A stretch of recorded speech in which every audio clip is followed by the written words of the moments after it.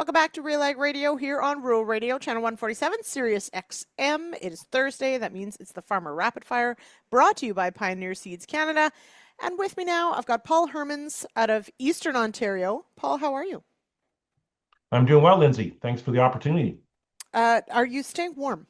Because the weather has Ju- been terrible. It's trying to. I mean, the last couple of weeks it's snow, and it's just you go from a month ago from shorts and t-shirt to Yeah, winter clothes, and I'm just not ready for this at all. no, I'm not either. We've had already a winter storm. It's been rainy. It does feel a little too soon, but it does mean that you've been, of course, in the office crunching numbers. You've got some cool plot data we're going to touch on today. What say you? What differences are we seeing from 2024 to 2025? So, Lindsay, yeah, I was just kind of running some numbers comparing local plots in 2025 for both corn and soybeans compared to 2024. Just want to get a snapshot. And these are usually the same customers that we work with every year, roughly the same products. So it kind of gives us an idea. Corn were about 81% of last year's average, and then soybeans were about 78%. So roughly 80%. Okay, There's going to be some customers that are going to be less than that because we, normally have the best soils when we put our plots out there. that's right. But give us an idea of what happened in 2025 for sure.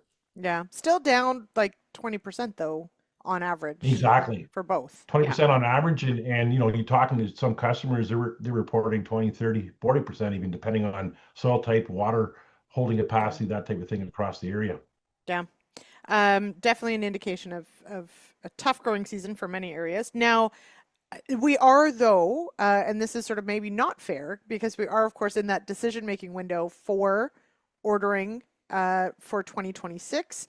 How do you sort of broach the subject with growers on using this year or not using this year as a guidepost for next year? So good point, Lindsay. I guess I kind of caution growers, don't farm one year's weather.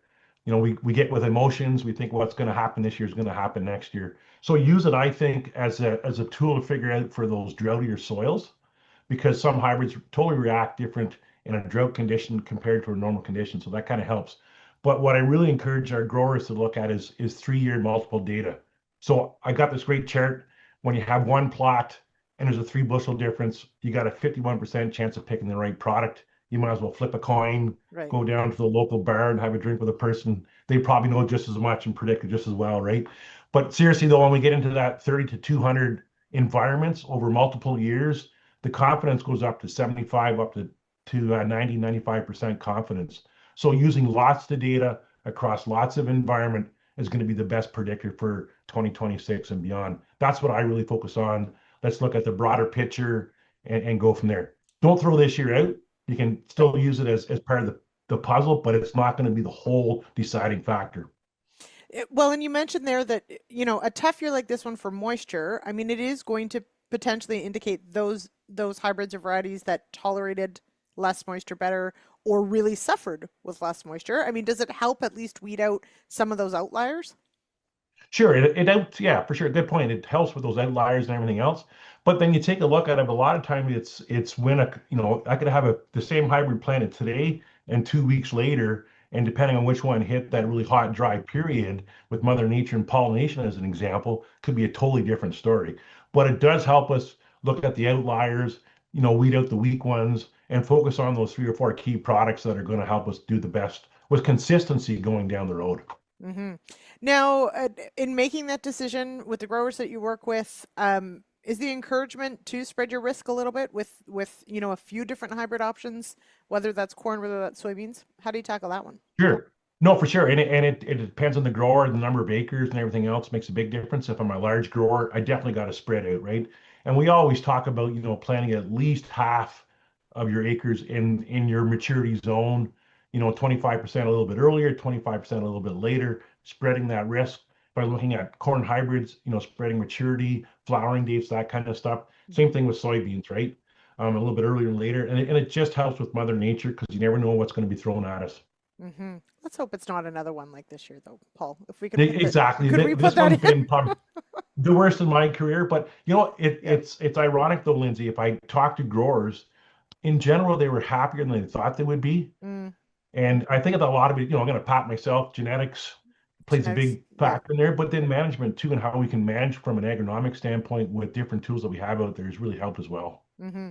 Now you've still got more to come, of course, and you'll be on the show again in a couple of weeks to look at some of the fungicide data, maybe some of the other product data that'll come out from this year. In that window, though, of thinking about risk management, are there particular products or anything this year that really helped growers out or helped in the plots as far as sort of the proving ground that was a dry year? Yeah, I guess it a lot depends on the grower and everything else, but looking at it from a rear board seeding standpoint, you know, just in those lower yielding environments, we would back off for corn, would increase for soybeans. I think that really helped this year. Hmm. Like you mentioned, from a corn population standpoint, obviously this year the medium to lower did better. Does that mean that's going to happen next year? Kind of stick to the overall plan and everything else. And it's expanding the horizons. It's looking at new stuff. And we got next to biologicals as an example. We're just crunching through that data. We saw some really positive responses for winter wheat at heading time. So there's different options out there to look at. And we got to think outside the box, right? We've always got to try and get higher yields.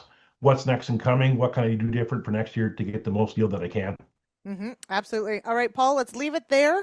Have a wonderful week. Stay warm. I'm still hopeful we got like one more good week before we're in winter mode. Maybe two. I totally agree, Lindsay.